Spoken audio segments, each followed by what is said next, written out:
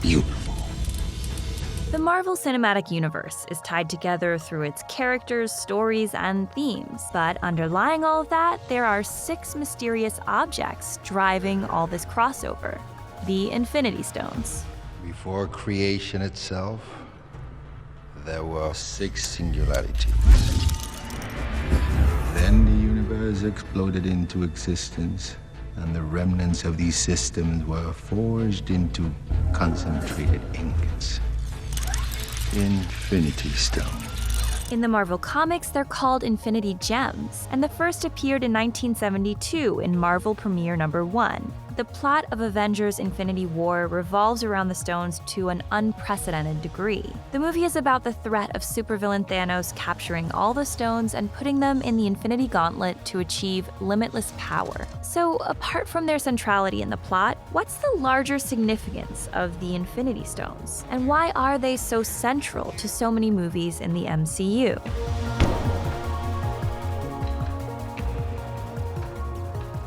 You know, I don't know what this is. Not really. I know it's not of this world, that it powered Loki's staff, gave you your abilities, but its true nature is a mystery. Before we go on, if you're new here, be sure to subscribe and click the bell to get notified about all of our new videos. Infinity Stones essentially represent different kinds of power and control. Over time, over space, and more. All of the stones have powers that seem very attractive, but they're usually associated with the potential to do enormous harm. This is the Tesseract. It has the potential energy to wipe out the planet. The characters who care most about the stones and actively seek them out tend to be villains. So there's an implication that the quest for power itself is innately destructive. The mere existence of the Infinity Stones causes problems in the MCU. That's why Captain America seems to think no one should have the Tesseract. Is there anything you can tell us about the Tesseract that we ought to know now? You should have left it in the ocean.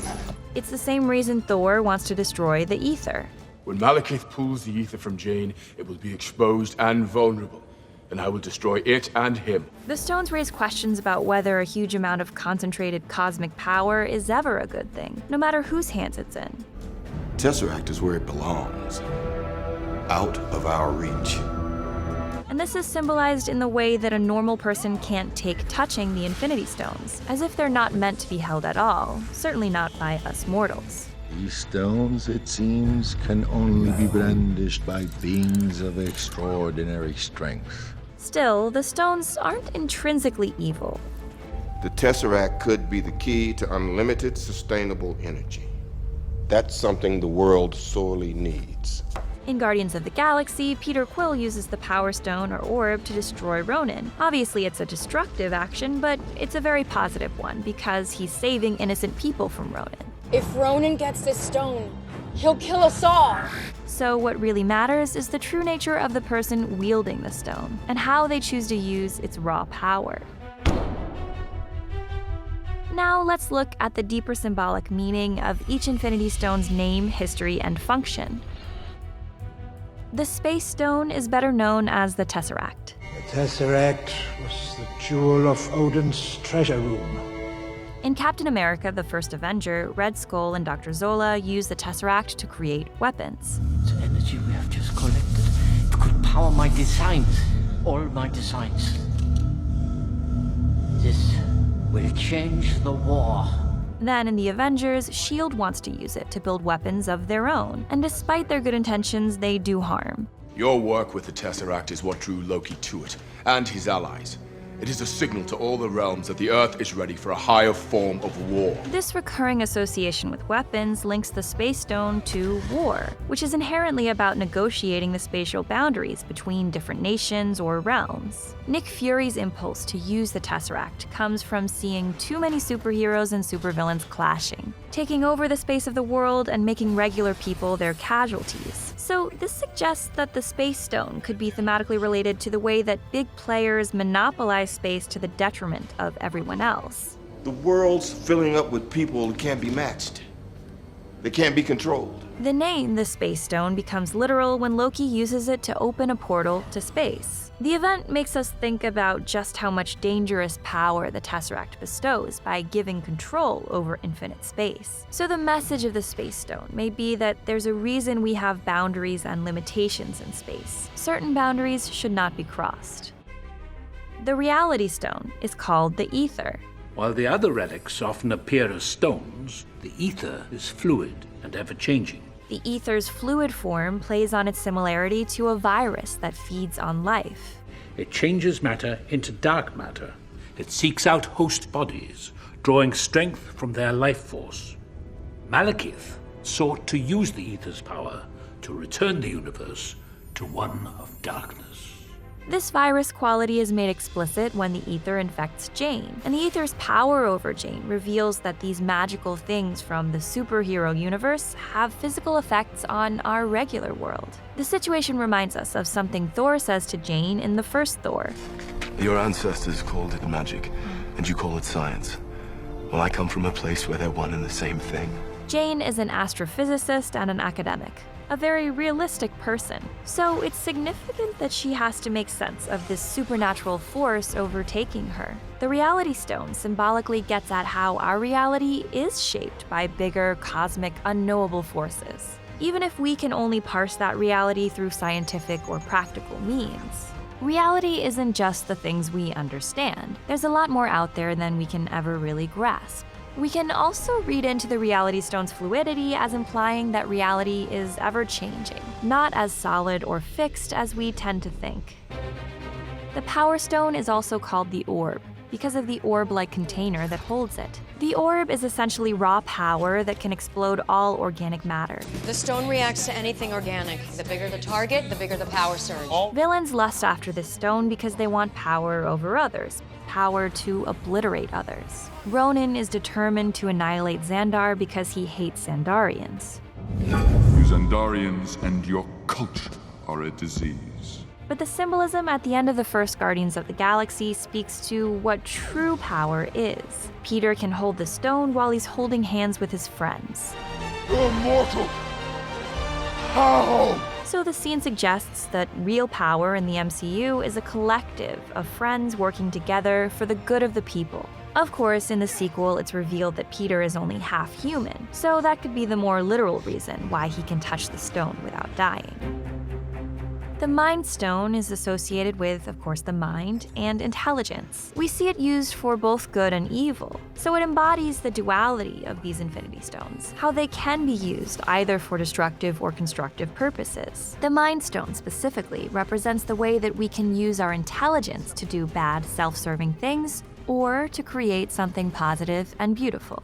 So intelligence itself is amoral. The stone actually appeared in the Avengers without viewers knowing it. It was in Loki's scepter all along. Loki uses the scepter to control people's minds and get what he wants. Once Tony Stark gets a hold of it, he tries to use the stone to create the AI Ultron, which backfires spectacularly. But later on, the stone is used to create the new Avenger Vision, and the stone is even implanted in Vision's forehead.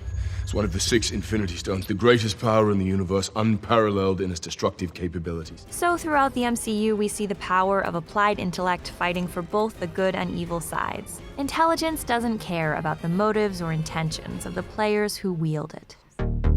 The Time Stone is inside the Eye of Agamotto, and its function is to control time. Thematically, the stone ties into Doctor Strange's feeling that he's running out of time. In the larger MCU context, the Time Stone also represents the race against time. It's a trope in many superhero movies, but Marvel heroes especially grapple with this in their personal lives. Where in the world am I not a threat? You're not a threat to me. You sure? Even if I didn't just... There's no future with me. Strange uses the Time Stone to trap the villain Dormammu in a time loop, even though he has to sacrifice himself. Then you will spend eternity dying. Yes, but everyone on Earth will live. And this selfless action shows how far he's evolved from the arrogant, legacy-obsessed character he was at the beginning of the film. In the end, Doctor Strange has to stop trying to fight time or go back in time to become his previous self. The lesson is that we must look forward and learn how to use our time well. Infinity War debuts the final Infinity Stone, the Soul Stone. Leading up to the release of Infinity War, many theories circulated around the Soul Stone, like the idea that to get it you'd have to kill someone you love, that the stone has been in Wakanda, or that it was in Thanos' homeworld of Titan. These theories speak to the mystery surrounding the Soul Stone and how fans have created a mythology around it. The first decade of the MCU culminates with finally revealing the Soul Stone, implying that it's the most important stone of all. And the Soul Stone being the most significant symbolizes that in this world of superheroes, humanity, or the human soul, is still the most powerful magic. In the comics, the Soul Stone is sentient and has the power to possess a person's soul, living or dead, and it hungers for more souls. So the Soul Stone is incredibly dangerous because it can take away the most important thing we have, which is our souls, our very selves. Again, demonstrating that these stones represent a cosmic power no individual should really have. The Infinity Stones are classic MacGuffins. Guardians of the Galaxy actually jokingly acknowledges this. So this orb has a real shiny blue suitcase, Ark of the Covenant, Maltese Falcon sort of vibe.